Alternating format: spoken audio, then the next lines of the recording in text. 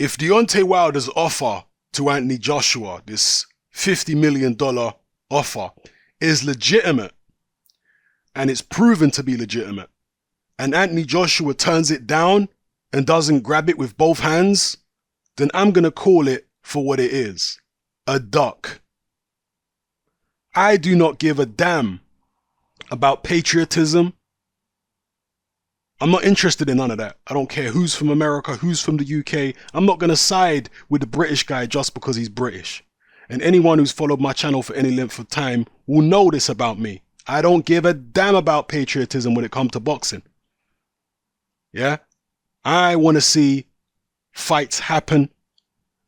And as I always say, my motto has always been, no fighter is below praise and no fighter is above criticism. If you come to my channel expecting that I'm not going to, at some stage, criticize a fighter who you support, then you've come to the wrong channel. Some people don't understand when I'm praising a fighter for a number of months and all of a sudden, out of the blue, I start criticizing the fighter. They don't get it. They're like, hang on, Hatman, you're two-faced. How can you praise this guy for so many months and now you're criticizing him? It's called being objective. Yeah? So many fanboys out there, they literally believe that the fighter they support can do no wrong. No matter what their fighter does, no matter what their fighter says, they 100% of the time believe that their fighter was in the right and is never in the wrong and is not even capable of ever being in the wrong. This is the mentality of the fanboy. Well, I'm not a fanboy, so that's not my mentality.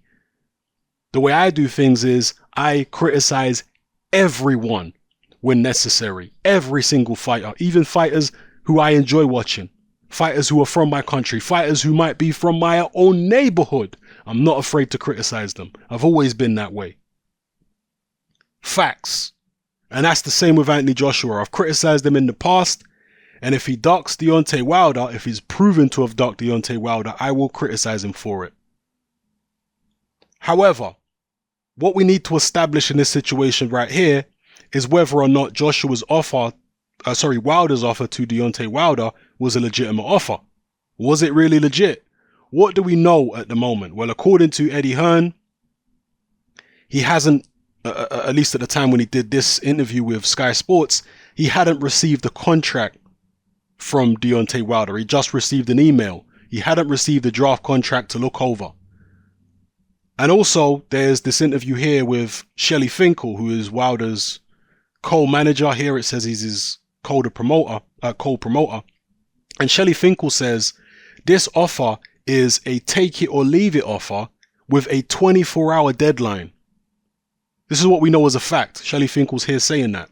Now, the fact that they've put a 24-hour deadline on this offer leads me to suspect that this offer may not be legitimate and that it may just be a PR stunt, which is what Eddie Hearn is calling it.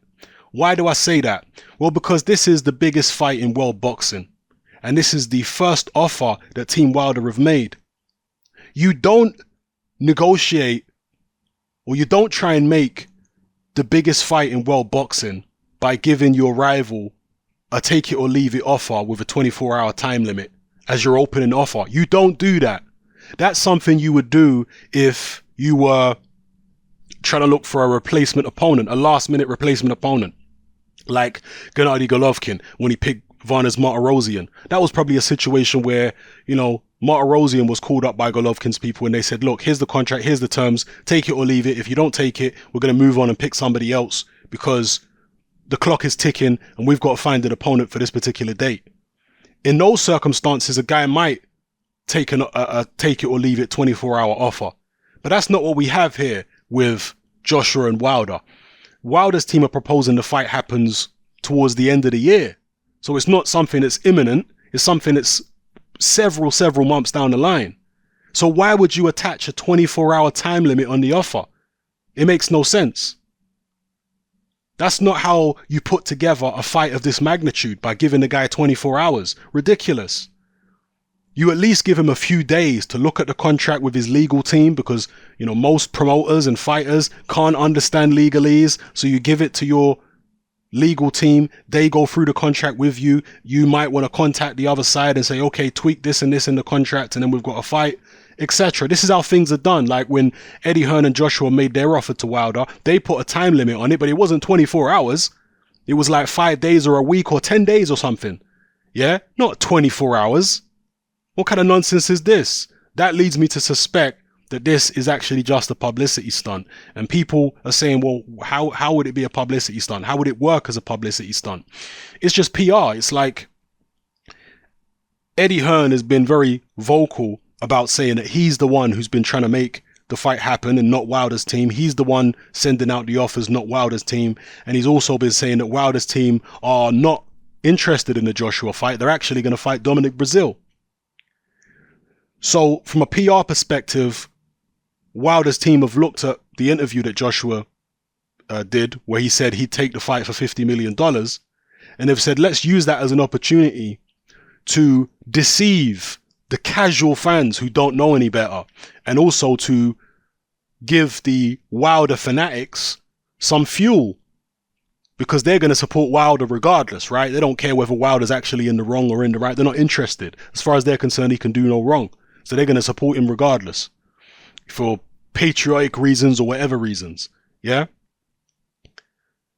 So Wilder's team appear to be putting out an offer which they know Joshua's not going to agree to because he doesn't have enough time to properly look at the contract and negotiate certain terms of the contract. They know he's not going to agree to it. They're just putting it out there as a PR stunt, knowing he's not going to agree to it because nobody in Joshua's position. Joshua is a multi-millionaire. A guy who is the A-side in this equation, a guy who has done multiple pay-per-views before, who's filled out stadiums with, 90,000 people. This is not someone who is going to sign a contract for a fight of this magnitude, in 24 hours. Unless the contract was literally perfect, he's not going to do it. He's going to need time to look at the contract and mull it over with his legal team. So if this is a publicity stunt, which at the moment it looks like it is, then it's just a case of Wilder's team trying to save face so that if they end up fighting Dominic Breazeale, it's not going to look as bad because to the casual boxing audience, they'll think, oh, well, they tried to make the Joshua fight. They offered Joshua the $50 million, but he didn't agree to it. Not realizing that this is not how business in boxing is really done when you're putting together a big fight like this. Do you think that when Mike Tyson and Lennox Lewis eventually fought, that the opening offer from Mike Tyson's team was, yo, take it or leave it. This money, 24 hours. If you don't agree, fights off. That's not how it was done. It was, time limits on contracts, which were several days, a week or two, etc., where you get a time to negotiate points within the contract. So, yeah, to me, it looks like a stunt. Maybe I'm wrong. Maybe Joshua will come out and agree to it. Maybe it's randomly going to be the perfect contract or a very reasonable contract within the time limit. We'll see. But at the moment, from, as an outsider looking in, it appears to be a bit of a publicity stunt by Team Wilder, just to try and save face if they're going to go fight Dominic Breazeale. They say, oh, well, we offered Joshua what he wanted, but he didn't take it. Yeah, you gave him 24 hours. That's not how you put a fight of this magnitude together, if you're serious, So anyway, let me know what you think about this in the comments section, people. Have a watch of this video. Heads up to the people who told me about this video. This interview with Shelley Finkel. And there is a couple of other articles here where Eddie Hearn is quoted talking about the offer. Eddie Hearn calls it a PR stunt. And again, I can't be sure that I'm 100% correct, but, weighing up all the facts that we do know, it appears to me that it's quite likely this is a PR stunt and not a serious offer. Hopefully I'm wrong. At the end of the day, I want to be wrong. I don't want it to be a PR stunt. I hope it's real. If it turns out to be a real offer and Joshua accepts it, I'm going to be the happiest man in the whole boxing community. Yeah, I want the fight to happen. Yeah, I don't care whether Wilder wins or Joshua wins the fight. I don't care as long as it's a good fight. I don't give a damn about who wins. I think they're both good fighters. They're both exciting fighters. I don't care who wins. I just want to see a good fight. May the best man win. I'm just trying to look at the situation objectively. And at the moment, again, I could be wrong, but my reading of the situation To me, it appears to be a publicity stunt from Team Wilder. That's how it appears to me. Let me know how you feel in the comment section below, people. It's happening. I'm out.